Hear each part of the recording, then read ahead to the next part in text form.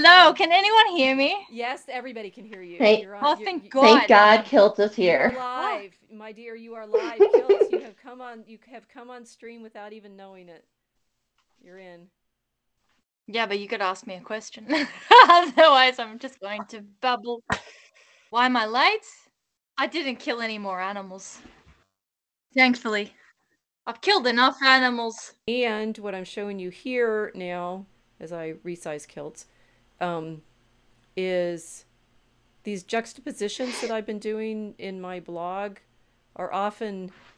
I'm often inspired by Owen and his batteries, right? Because I think we see a lot of these kind of juxtaposition of energies. The one on screen right now is my cross-dresser strong woman cross-dresser with Mr. or Mrs. Jenner, depending on your mood, and Nancy Pelosi. And Jenner is in a dress and Nancy Pelosi is in her pantsuits.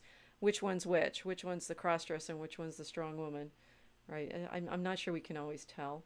We're back in guests. So I did kill a wombat last week. That's the in-joke. It was a head-on collision. Wombat!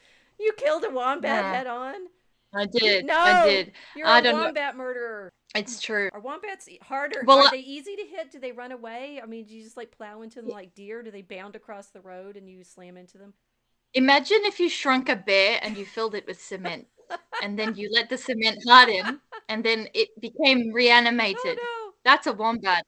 So they're destroyers of worlds. Cars don't survive collisions with them. And I got this little guy head on. So it was traumatic. I've just added it to the trauma jar. Did it explode? Yeah. Did the wombat explode, or did it just fall over? No, it was still alive for some time after the collision. Oh. Yeah.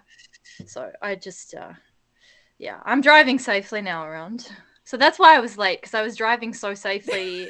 You know, I was sticking to the speed limit strictly. I had to obey traffic laws. Well, the wombats and are animals. not. I mean, what do you do? It's like if you swerve to miss. How when you drive like in, I don't know, Michigan around here, Mm-hmm. Actually, I hope I don't hit one now that I don't think I've ever hit an animal. I'm not sure, but you see, you know, possums and raccoons and some deer, right? I always wonder what happened to the truck that hit the deer, because the deer are, you know, flung to the side and such. We have, you know, there's a fair amount of road death deer, because deer, I mean, they could actually like stop your car. So Yes. The only dangerous animal problems that we have that are not from poisons or, you know, venom is just things that destroy cars. Oh, hello. okay, Casey, I think the wombat committed suicide. Burning pitch. Burning pitch. Was it death by honorable combat? Did the wombat combat? Yes, the wombat died in combat. It died in combat with the car. Tor. They can jump and swerving risks losing control. Wombats can jump. Situational, but they could jump into your new path. They could jump into your path, presumably. Burning pitch. With deer in the U.S., the better course is just to hit them. I've been led to understand. Moose, on the other hand. Properly on this one, it's nearly an hour. We've been live for 51 minutes. Oh my God, I was that late. Oh, wow. Okay. The meter is crisp. The meters, well, we train. Spencer is very challenging meter. We're doing Spencerian stanzas, and Spencerian stanzas, like, he never misses the beat. So we really had to train ourselves to get that meter. And if it doesn't scan, it doesn't scan. It's too bad. You can't be in love with that line, although sometimes I am. The group has to come in and say that doesn't scan, and we all go, okay, it doesn't scan, we have to fix it. That image doesn't work quite right. You know, that is taking us away from the theme that we're trying to develop here, and really discipline each other so that we're singing together, right? There's not really any time when we're doing the writing to even worry about what somebody's criticized, because it goes so fast. I've never experienced anything like it in my life. You know, it's like that compact 1 hour that we're all working together, the ideas are just rushing in, and we have to get them so crisp so quickly that, you know, I think probably to anyone who saw the process for the first time that isn't used to it, they might think that we're kind of brutal with each other just because we're like, no, it's not that, bang, but there's no time to worry about anything. Either it fits or it doesn't fit. It's been a really lovely thing to develop that process with you all, because I feel like now there's just a very strong trust with each other that if it doesn't feel right, if someone doesn't like it for some reason, we'll automatically say sometimes very strongly why we don't like it. But I don't know, it works. It works somehow. Trying to explain to people how we write group poetry has been challenging. I tried to do it before I arrived late.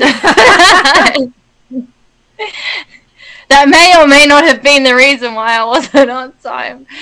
Well, the wombat got you, but exactly. Wombats, this is everywhere. Wombats. This is I've been talking to some colleagues occasionally about. Well, I actually talk to everybody about this all the time, but sometimes, and they've asked me, it's like, how do you write as a group? How does it work? And I was like, well, say one, we do have a director, me.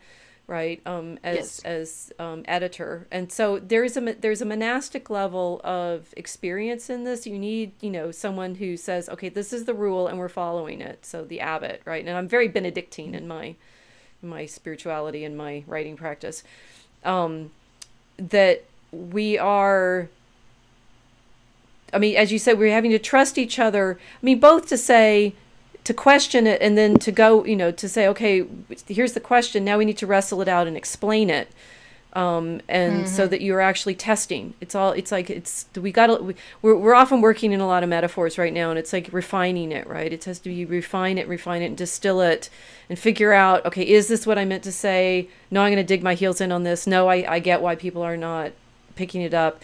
And hopefully this practice is helping us think. I mean, I think it helps me think through things that when I've obviously written by myself a lot. Our practice together helps me. You have to let go of you have to let go of the ego a lot in this exercise and say, what matters is that it's right. And if somebody else figures it out and it's right, it's right. The poem's just writing itself. It's not me being proud of this, that, or the other word or phrase or something. It's like what's right in this art. And yeah, I guess we're taking the ego out of art. That's pretty postmodern of us, or medieval.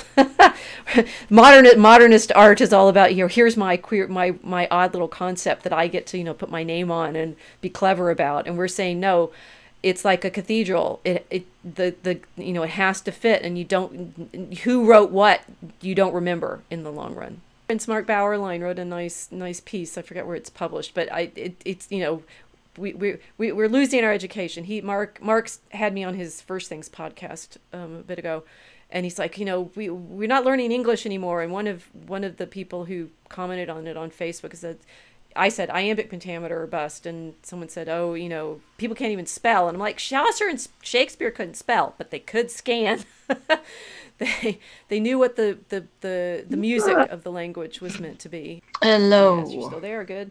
Wombats be wary. Wombats be wary. You're still there. That's good.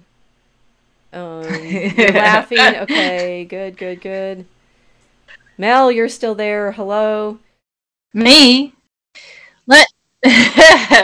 Learn to scan. You'll need to learn to scan.